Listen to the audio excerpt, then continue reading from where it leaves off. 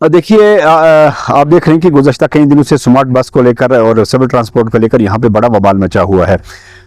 और बहुत सारे लोगों की ये है कि स्मार्ट बस के हम खिलाफ हैं। ऐसा कोई मसला नहीं है, स्मार्ट बस के खिलाफ नहीं है। फैसिलिटी जितनी होनी चाहिए वो लोगों की सहूलियत के लिए अच्छी रहेंगी। लेकिन यहाँ मसला ये पैदा होता है कि ये जो प्राइवेट ट्रांसपोर्ट है, ये वही प्राइवेट ट्रांसपोर्ट है जिसके को इलेक्शन के लिए गवर्नमेंट इस्तेमाल करती है और ये हाजिर होते हैं। अभी तक इलेक्शन का जो पैसा है इस ट्रांसपोर्ट को अब गवर्नमेंट की तरफ से नहीं मिला है।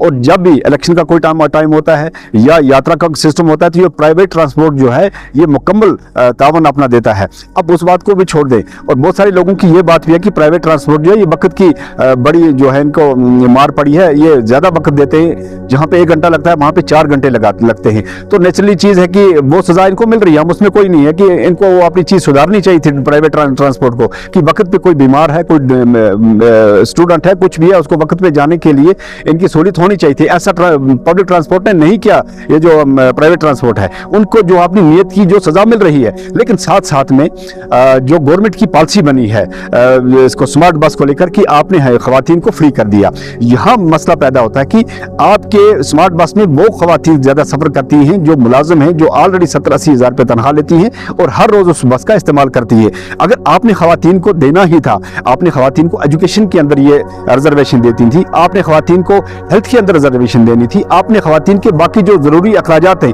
उनके अंदर ये रिजर्वेशन देनी थी, ये खर्चा उनके वहां पे करना था। आपने गवर्नमेंट ने कैसी नाकस पॉलिसी बना के इस खर्चे को जो है रिजर्वेशन जो गाड़ियों के साथ लेकर जोड़ दी। इसमें आम लोगों का फायदा नहीं है।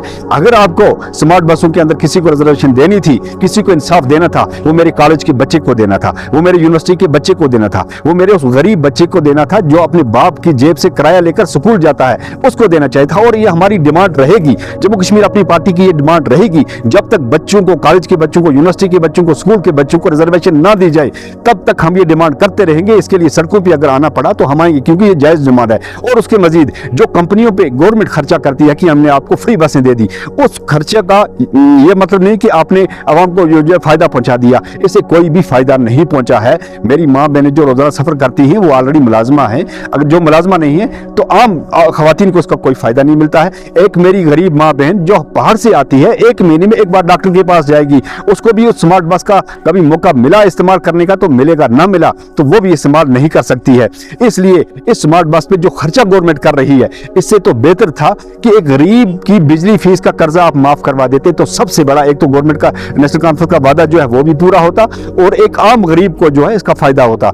इसलिए इस स्कीम से कोई भी फायदा जो है वो इस गरीब को नहीं मिला है। और साथ में आपके पास सड़कें कहां पे इतनी अच्छी हैं कि आप स्मार्ट बसों को यहां चलाएंगे। हम चाहते हैं कि एक बस नहीं 1000 बस लगनी चाहिए, लेकिन स्मार्ट बसों के लिए आपके पास सड़कें कहां हैं। आप यात्रा के टाइम पे थोड़ा बहुत इसको नेशनल हाईवे के पे पिचिंग करते हैं, वहां पे थोड़ी मैगडम करते हैं, और जब यात्रा खत्म होती है तो उन सड़कों को कोई पूछता भी नहीं है।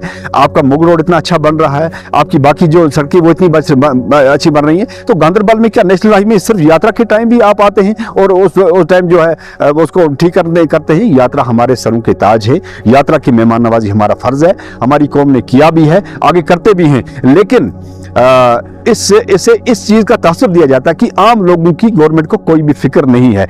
जहां पे एक यात्रा की गाड़ी चलती है वहां पे एक आम गरीब की गाड़ी भी चलती है। गरीब इसमें एम्बुलेंस में जो है सफर करता है, एक आम इंसान जो है वो इसमें सफर करता है।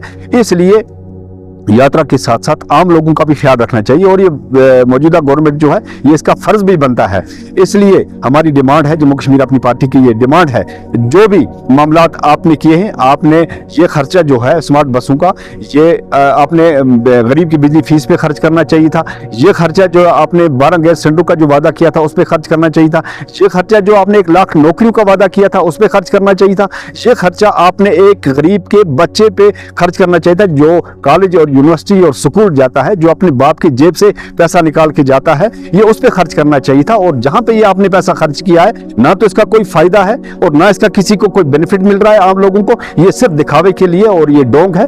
और सरकार जो वादे कर रही थी उसका उल्टा करके सरकार ने लोगों को एक किस्म का जो है वो जहरीला इंजेक्शन किया है, जिससे लोग जो हैं, लोगों के जज्बात मुतासर हुए हैं। आपने वादा किया था 370 को वापस करने के लिए, आपने वादा 1 लाख नौकरियों का किया था, आपने 12 सिलेंडर गैस का किया था, आपने बिजली फ्री करने का वादा किया था, तो उल्टा आप सारे को छोड़ के पसे पुछ डाल के सिर्फ आप ये डंडोरा पीट रहे हैं कि हम स्मार्ट बसें ला रहे हैं। अच्छी बात है, स्मार्ट बसें एक नहीं 1000 लाइए, लेकिन जो स्मार्ट बसों के अंदर आपने रिजर्वेशन दी है उसको बिल्कुल आवाम तस्लीम करने के लिए तैयार नहीं है। और अगर आपको करना ही था तो एक आम गरीब बच्चे जो स्कूल और कॉलेज जाते हैं उनके लिए करना चाहिए था, जो आपने किया नहीं। इसलिए ये सरकार जो है नाकाम सरकार है और इस सरकार ने लोगों के साथ धोखा किया है। अब लोगों को गुमराह करने के लिए मुख्तलिफ किस्म के हीले बहाने करके आ जाते हैं। अब आवाम समझ चुकी है, आवाम इस चीज़ को जान चुकी है कि आने वाले वक्त में इंशाअल्लाह रहमान इसका रिएक्शन जो है आवाम अच्छी तरीके से देगी।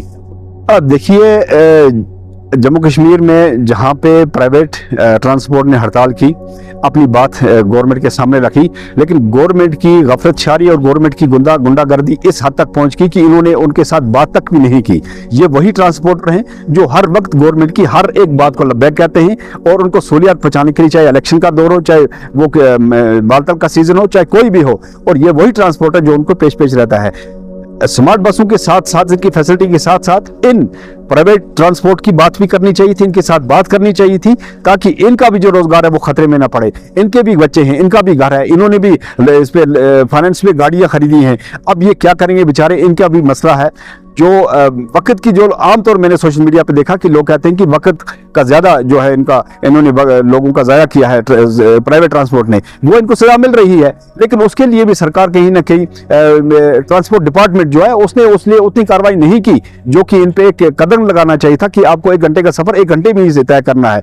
उसमें भी सरकार की नाकामी रही है। अब ट्रांसपोर्ट जो है उसमें ज्यादा खुल के आगे उन्होंने लोगों को परेशान करना शुरू किया। अब उसकी सजा तो मिल रही है, लेकिन उनके बच्चों को इनकी सजा नहीं मिलनी चाहिए, उसकी फैमिली को इनकी सजा नहीं मिलनी चाहिए।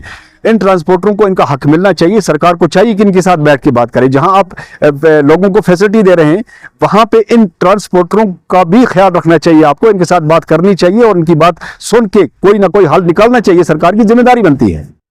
मजीद मुनफरिद और दिलचस्प वीडियोस के लिए हमारी YouTube चैनल जरूर सब्सक्राइब करें।